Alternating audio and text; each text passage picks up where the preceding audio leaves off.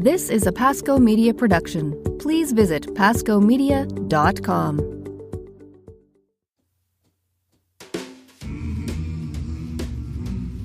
In Latin, Renovo means to renew, restore, or revive. This is the show where we explore the miraculous nature of the mundane as we look at one part of the Catholic tradition to help you engage more fully in the practice of faith. Past episodes are available at renovopodcast.com. I'm Doug Tuke, and today we solve the mystery of all mysteries in the holiday season. When was Jesus actually born? Nope, sorry. I'm not actually going to give that one away. We are not going to solve anything, but I will say this, that I learned was there is a ton of conjecture about what is actually going on here, and some of it blew my mind. I had no idea. I've heard all the kind of the lore that comes with adopting the pagan holidays to celebrate Christ and whatnot, and there is valid arguments there. I mean, it makes perfect sense. There's good research there too. But there's also like incredible evidence of why the church essentially chose the dates that it did. And I think we all need to know this because we celebrate Christmas on the 25th. And let's talk about why. Okay, so the date of Christmas, right? All right, listen, we don't know. So we don't know. We don't know the real birthday. We don't know. There's no date in the Bible. So we always have to ask that question, like why the 25th? Okay, the early Christians we know had a lot of arguments, okay, as to when it should be celebrated. So what's cool about that is that we know that it was a big deal to early Christians to know when to celebrate. And that was something I learned, is that means that it's kind of feeding a conversation about this. So we know that the birth of Jesus probably didn't actually happen in the year 1 of the Roman calendar. It's actually more like somewhere between 2 and 7. There's no 0 in the years from 1 BC to 1 BCE. So there's actually kind of a lot of, I mean, that'd be a great show, is like how we got the calendar we got, because the reality is, oh my gosh. So here we go. There's a lot of different traditions as to why. Okay, so here's why we have the 25th. The Bible says a couple of things about the celebration of Jesus' nativity, and they're not mentioned in the book of Acts necessarily. Okay, there's a few clues in the Gospels, a few in Acts, but not a date. No date is given, not even the time of year. Okay, so the biblical reference to shepherds tending their flocks at night when they hear the news of Jesus' birth, Luke 2, verse 8, might actually suggest the spring lambing season in the cold month of December. Now, on the other hand, sheep might well have been corralled, okay? Yet most scholars actually would urge a lot of caution about extracting any kind of like precise detail from a narrative whose focus is not on the farming practices of early shepherds, but is very theological, okay? It's not really about the calendar, it's about the theology. Now, the extra biblical evidence, okay, from like the 1st and 2nd century is really hard to find also, okay? There's no mention of birth celebrations in the writings of early Christian writers like Irenaeus, Tertullian, Origen of Alexandria. We've talked about these guys before. The Origen actually goes so far as to mock the Roman celebrations of birth anniversaries and dismissing them as pagan practices. What a bummer, man. No birthdays? No, that would stink. There's like a really strong indication that Jesus' birth was actually not marked with similar festivities at the place and time because of that sentiment among early Christian thinkers. That's kind of amazing. So as far as we can tell, Christmas was not celebrated at all in those first few centuries because of the sentiment around birthdays itself. Okay, so Easter, a much earlier development than Christmas, was really kind of simply the gradual Christian reinterpretation of the Passover, okay, in terms of Jesus's passion. So its observance could even be implied in the New Testament, 1 Corinthians 5, 7 through 8, our Paschal Lamb Christ has been sacrificed, therefore let us celebrate the festival. It was certainly a distinctively Christian feast by the mid-2nd century, okay, in the Common Era, when the text that we now call the apocryphal text of the New Testament, basically the epistles to the apostles, has Jesus instruct his disciples to make commemoration of his death, that is, the Passover. So he's specifically naming that Easter practice. And remember that the Bible was written quite a bit after Christ actually died, okay? So Jesus' ministry, miracles, passion, resurrection were always of interest to early Christians. That makes perfect sense. Christian writers specifically. But over time, Jesus' origins would actually become a lot more increasing regarding concern. Remember this, and this is really important. His death and resurrection is the euangelion, okay? That is the good news. That is evangelization. So it makes perfect sense that Easter would be of the primal celebration. But as Christians evolve, we want to know when the guy was born. This is a big deal, okay? So we can begin to see this kind of shift already in the early New Testament a little bit. The earliest writings of Paul and Mark don't make mention of Jesus' birth, but the Gospel of Matthew and Luke provide really well-known, but actually pretty different accounts of the actual event. And although neither mention a date, they do not mention a date, in the 2nd century in the Common Era, further details of Jesus' birth and his childhood are actually related in what we call now the apocryphal writings, such as the infancy gospel of Thomas, which is a Gnostic gospel, but it was still written a long time ago, and the proto-gospel of James, also a Gnostic gospel. The texts provide everything from the names of Jesus' grandparents to the details of his education, but not the date of his birth. So we have a lot of surrounding story, but not the detail, okay? Not the detail that we want. Now, finally, in about 200 in the Common Era, a Christian teacher in Egypt makes reference to the date Jesus was born. Now, according to Clement of Alexandria, great father of the church, several different days had actually been proposed by a bunch of different Christian groups, okay? So surprising as it may seem, Clement doesn't mention December 25th at all. Clement writes, there are those who have determined not only the year of our Lord's birth, but also the day, and they say that it took place in the 28th year of Augustus and in the 25th day of the Egyptian month, Pachon, Pachon, May 20th in our calendar, and treating of his passion with very great accuracy. Some say that it took place in the 16th year of Tiberius on the 25th of Faminoth, March 21st, and others on the 25th of Pharmuthi, April 21st, and others say that on the 19th of Pharmuthi, April 15th, the Savior suffered. Further, Clement says, others say that he was born on the 24th or 25th of Pharmuthi, April 20th or 21st. Great. Thanks for the clarity, Clement. Okay, so that doesn't help a whole lot, but there's a lot of stuff in the spring going on there, so we got to break that open kind of a little bit. So some people also think that this December 25th thing might have also been chosen because of the winter solstice and the ancient pagan midwinter festivals called Saturnalia and Dies Natalis Solis Invicti. They took place all in December around the same date. So it was a time when people already were kind of celebrating things. But the thing is, there's not a ton of evidence to actually argue that, except for the notion of light coming into darkness, which makes perfect sense, which if people are already gathering, I say rock on, okay? The winter solstice is the day where there's the shortest time between the sun rising and the sun setting, right? You've heard that before. It happens on December 21st or 22nd-ish, depending on the calendar. To pagans, this meant that the winter was over, okay? Spring was coming, and they had a festival to celebrate it, which, you should, right? And they worshiped the sun for winning over the darkness of winter. Woohoo, sun. Okay, so in Scandinavia and some other parts of Northern Europe, the winter solstice is also known as Yule, Y-U-L-E. And it's where we actually get Yule logs from. So in Eastern Europe, the midwinter festival is called Koleda, K-O-L-E-D-A.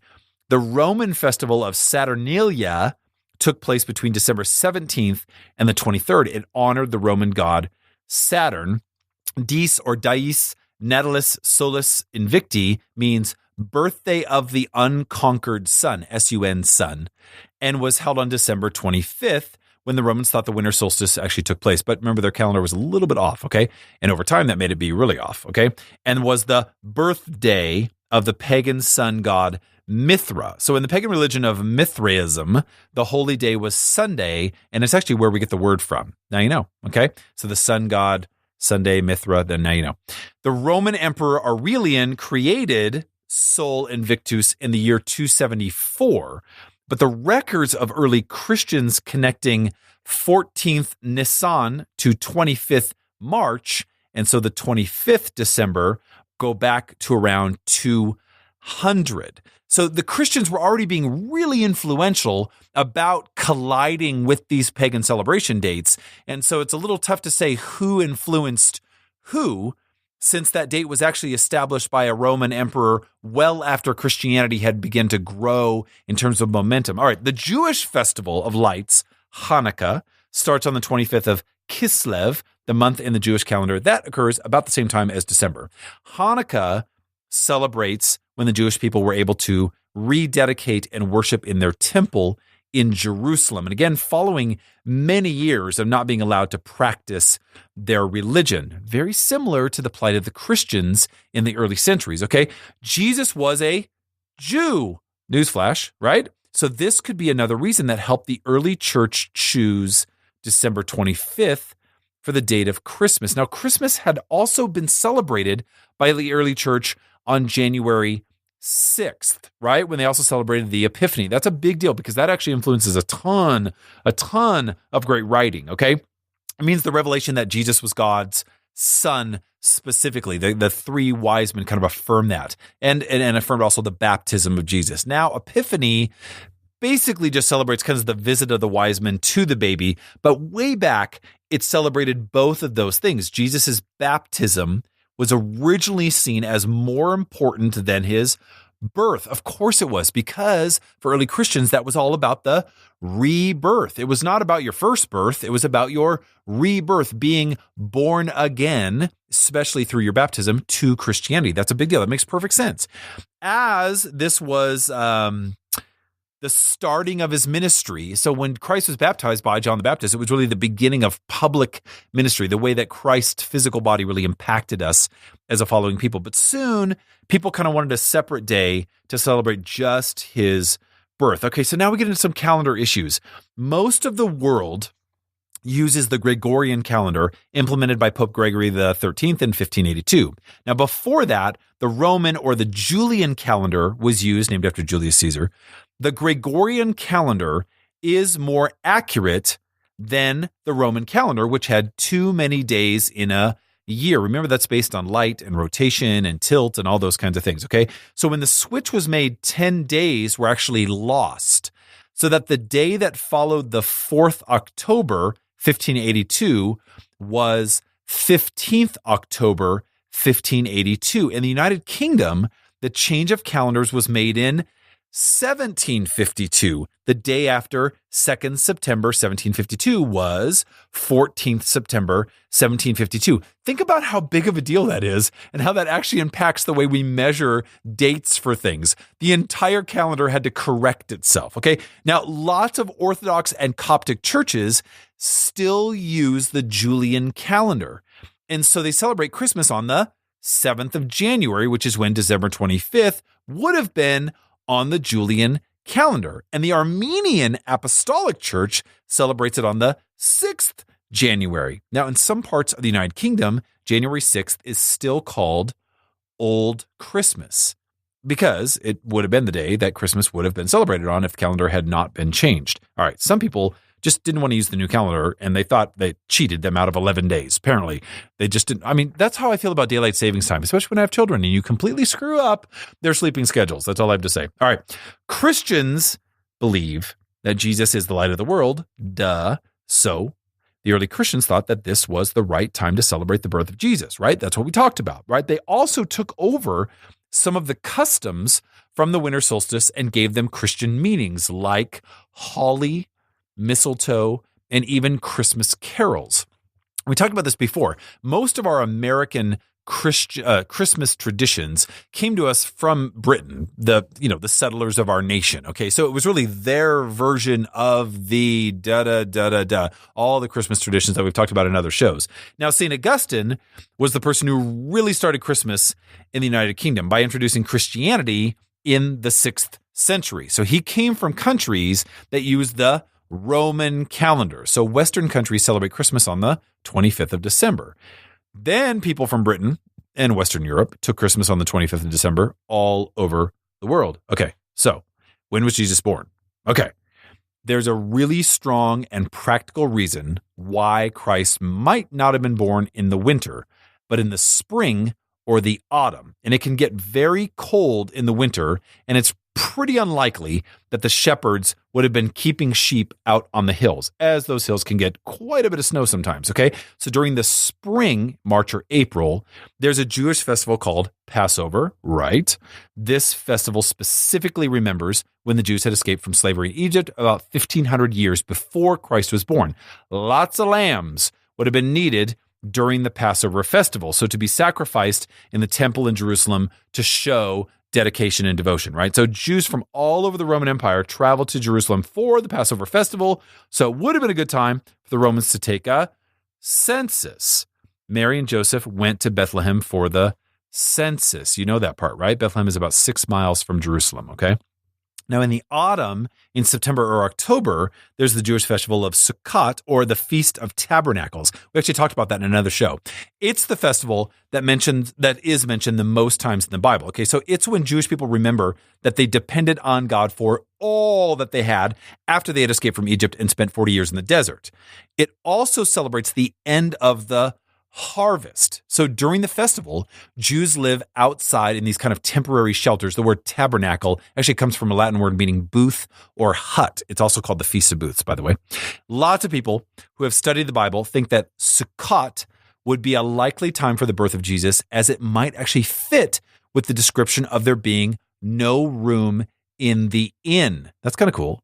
It also would have been a really good time to take the Roman census, as a lot of Jews went to Jerusalem for that festival specifically. They would have brought their own tents, shelters with them. It makes sense that they could accommodate all those crowds. That's kind of cool. So it wouldn't have been practical for Joseph and Mary to carry their own shelter because Mary was pregnant, but there would have been a lot of shelters. Interesting. So the possibilities for the Star of Bethlehem actually seem to point to either spring or autumn as well. All right, here's the thing. So listen, whenever you celebrate Christmas, just remember, you're celebrating a real event that did actually happen about 2 years ago, that God sent his son into the world as a Christmas present for everyone. Surprise! Way before Elf on a Shelf, the son of the universe came to save us. All right, good stuff, right? But it's kind of important, as well as Christmas and the solstice, okay? There's actually some other festivals that are held in December, Hanukkah, Kwanzaa, okay, that all celebrate really mercy and grace. And here's the thing.